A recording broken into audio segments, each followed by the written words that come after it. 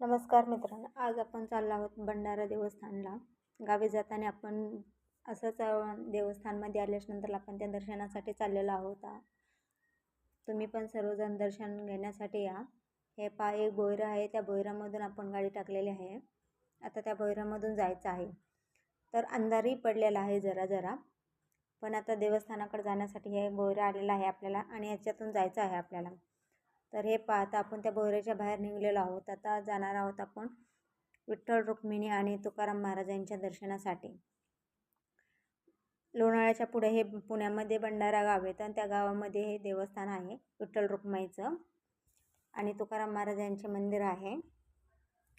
तर तुम्ही पण सर्वजण ह्या मंदिराच्या दर्शनासाठी या आणि कोण कोण इथं दर्शनाला गेलो होतं ते नक्की मला कमेंट करून सांगा. व्हिडिओ जर आवडला तर लाईक कमेंट शेअर नक्की करा. तर हे आलो आहोत आपण आता भंडारा गावामध्ये देवस्थानावरती. आता आपण दर्शनासाठी आलेलो आहोत. इथं पाहता आपल्याला घ्यायचे काहीतरी आपल्याला प्रसाद वगैरे घेण्यासाठी इथं दुकानं पण आहेत. आपण इथं प्रसाद घेत आहोत देवाला वाहण्यासाठी. आता आपण सीडी चढण्यासाठी वरती दर्शनाच्या ओढीने निघलेलो आहोत. सर्वजण तुम्ही पण या दर्शनाला. आणि हे खरं ज्ञानेश्वर तुकाराम महाराजांचं हे मंदिर आहे विठ्ठल रुक्मिणीचं. इथं जे कोणी मनातून इच्छा बोलेल त्याची इच्छा पूर्णच होते. हे पहा आता आपण देवस्थानी चाललेलो आहोत दर्शनासाठी. हे पहा इथलं परिसर वातावरण आहे. इथं येणाऱ्या जाणाऱ्या लोकांसाठी ते राहण्यासाठी हे लोकांसाठी आहे एक रूम. हे पहा साईडचं वातावरण पण मी तुम्हाला दाखवते किती छान आहे इथलं वातावरण. सीड्या भरपूर आहेत चढण्यासाठी. तर आपण सीड्या चढत जाणार आहोत. हे पहा किती छान छान वातावरण आहे. लोक पण खूप येत आहेत इथं दर्शनासाठी. आम्ही जरा उशिरा गेलेलो तरी पण इथं खूप लोक आलेले आहेत दर्शनाला. बघा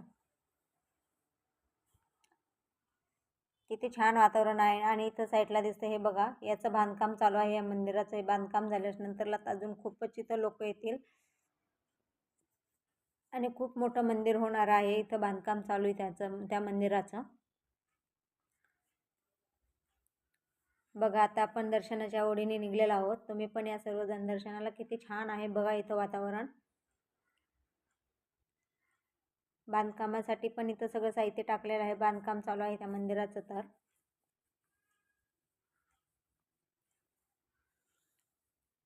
हे पाहता इथं लोक चप्पल वगैरे काढतात आणि ह्या सीडीने आपल्याला मंदिराच्या दर्शनासाठी जायचं आहे.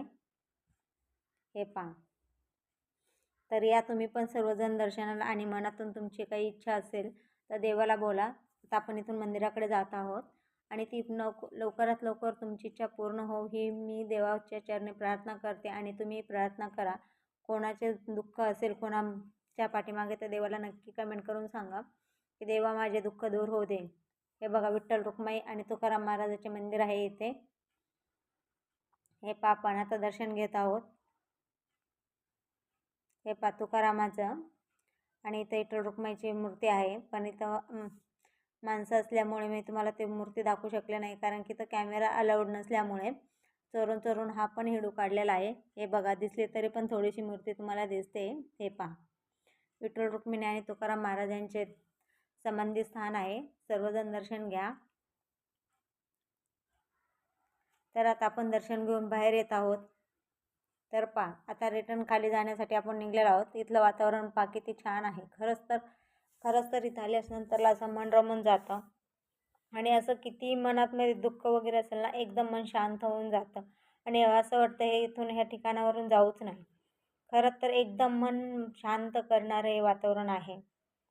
कोणी कितीही रागाने त्या मंदिरापर्यंत आलं ना, त्याचा राग शांत होऊनच माघारी जातं. आणि आता आपण निघालो आहोत गावाच्या वडीने. चला तर कोण कोण दिवाळीमध्ये गावाला गेले होते ते कमेंट करून मला सांगा. आता आम्ही गावी जात आहोत. तर तुम्ही कमेंट करा कोण कोण गावाला गेलं होतं. आपण माझं गाव बीड आहे, त्यामुळं बीडच्या ओढीने आम्ही निघलेलो आहोत आता. आणि खूप उशीरही झालेला आहे निघायला. हे बघा माझे लहाने दीर आहेत, हे मिस्टर आहेत हट कपड्यावाले आणि माझी जाव आणि मी मागं बसलेलो आहोत. आणि आता जाण्यासाठी खूपच लेट झालेला आहे, त्यामुळे आता आम्हाला नक्कीच 3 वाजतील घरी जायला. गाव लांब असल्यामुळे आता आणि ट्रॉफिक पण जाम आहे रस्त्याने. इथं थोडं खाली जागा आहे म्हणून, नाहीतर पुण्यामध्ये भरपूर ट्रॉफिक लागतं. त्यामुळं 2-3 तास आम्हाला त्या ट्रॉफिकमध्येच जाणार आहेत. आणि पुढे एवढं ट्रॉफिक दाखवलं आहे की भरपूरच. त्यामुळे आता पटपट आम्हाला रस्ता क्रॉस करायचा आहे. आता जवळचे 5-5:30 झालेले आहेत. आणि आता 5-5:30च्या नंतर आम्हाला जायला खूपच लेट झाले. त्यामुळं पटपट ओढीने गावाच्या ओढीने निघलेलो आहोत. तर कोण कोण ह्या मंदिरावर आलं तर मला ते कमेंट करून सांगा सर्वजण. आता गावाच्या ओढीने खरंच खूप असं वाटतं कधी गावी पोहोचतो ना असं वाटायला लागलंय. आणि गावाकडे जाताना बघा, हे आमच्या गावाकडे जाताना